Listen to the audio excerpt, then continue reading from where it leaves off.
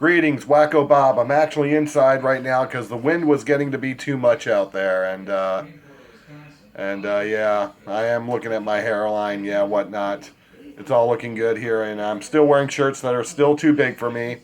All well and good, but I'm not here to talk about weight loss this time. I'm actually here to talk about something else, because some things have happened, and I do really want to get into it here.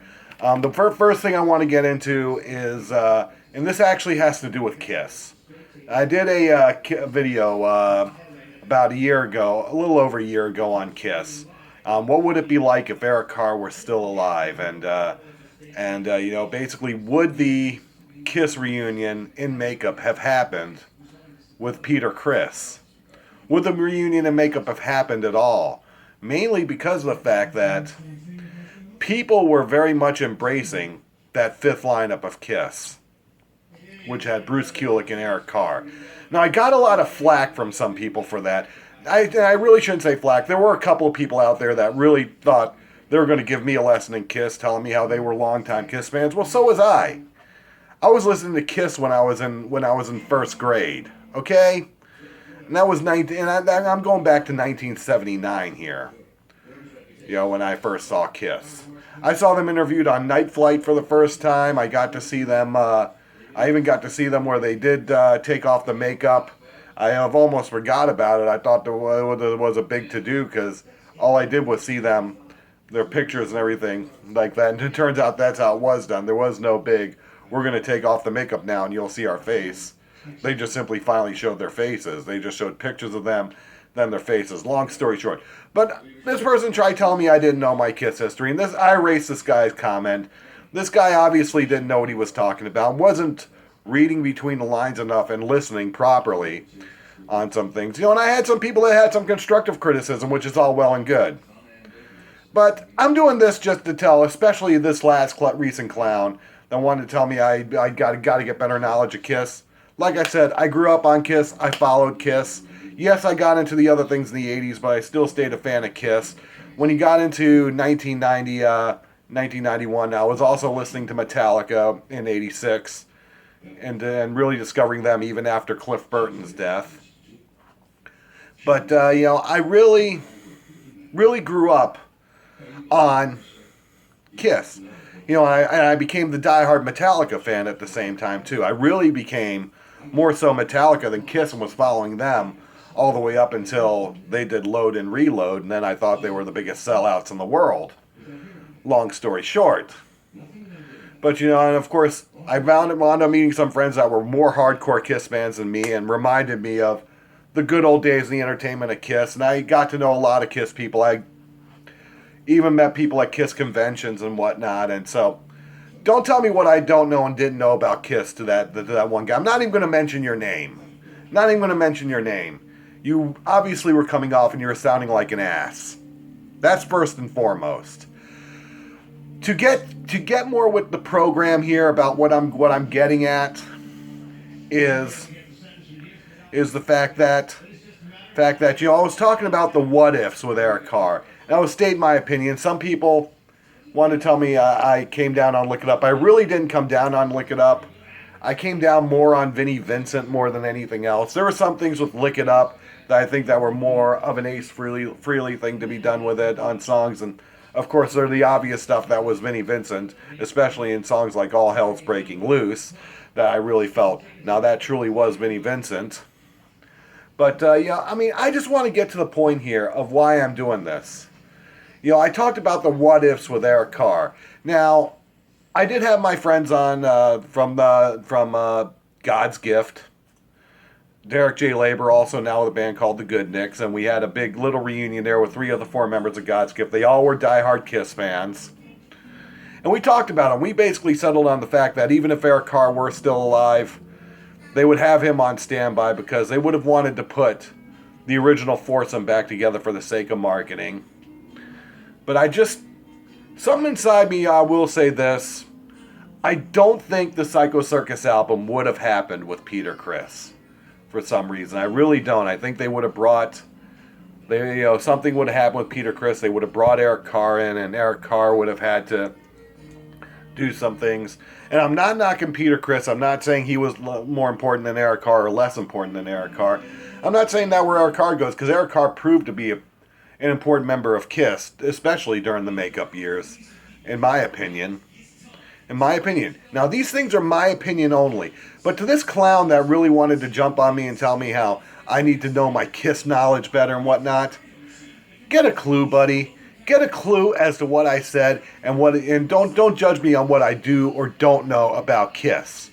I know more than enough about KISS. I know enough to know that I do know enough to know, that when they got back together, we practically heard it over the time that it was happening, just for Simply Unplugged, and then to see them in makeup. You don't know how excited a lot of us were that now we're going to see the KISS reunion tour. I mean, let's not forget what I'm talking about there. Bruce Kulick, to other people, I think he's just as important a member as Ace Frehley, especially after the makeup years. You needed someone who could do things, who can help KISS meet things in the middle.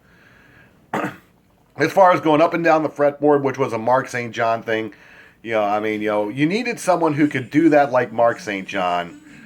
Have the potentness of the riffs like a Vinnie Vincent, but at the same time know that you got to have that Ace Frehley-like chemistry. And the closest that came to that was Bruce Kulick. Bruce Kulick, yeah, his personality is a lot different, I admit to that. He doesn't have that entertainment presence that Eric Carr had, that Ace Frehley had, that Peter Criss had, that Gene and Paul have always had. He was a lot different, but he put together the chemistry that was going to be right for the music. And that's why I always say that fifth lineup of KISS is probably the only other lineup that mattered after Ace Frehley left. And this is something I've said for a while. I'm not knocking Vinnie Vincent. I'm not knocking him at all. I'm not knocking Eric Singer. I'm not knocking Mark St. John. They all had their own thing. But this is the point of what I'm bringing up. If I need to know my history, tell me something I did wrong. Tell me something I said wrong. Don't sit there and try and put me down, because you may have also heard it wrong. Don't just come off and be the jerk, because you don't know how much you're going to come off as an ass. And in the end, I want to say this. What do I think about with Eric Carr? Do I think if Eric Carr were still alive and was never sick, would KISS have gotten back together? I think the Unplugged set was going to happen. I think it was bound to happen. I wish it could have happened with Eric Carr, and have Kulick and Carr there with Peter and Ace. I think it would have been great that way.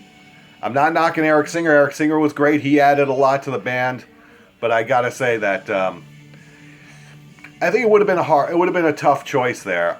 I think the Revenge album was definitely going to happen. Carnival of Souls, which is probably the only KISS album I really put to question by any means, because of they were going to really go into that grunge style, which I think if they held off doing that album, they could have done another Revenge-like album, because the rock scene was getting ready to move back more to that heavier style of heavy metal and not be so grungy. Especially by the time he got into 96 and 97, it was starting to show there. But in the end, do I think they would have gotten the band back together even with Eric Carr? Yes, I do. I think they would have. I think it would have probably happened a few years later. Than that. You may have still had Unplugged, but then you would have seen them do their album. Them do their new album, whether it was Carnival of Souls or not. I'm not going to say and hold myself as a gospel truth. I know KISS doesn't like to do that. And just say, I think Eric Carr would have probably been the one who was on standby, because I think they would have done it. They would have done it. They would have done Psycho Circus. But I think Eric Carr would have been intentionally on standby between both the reunion tour and even the making of the Psycho Circus album.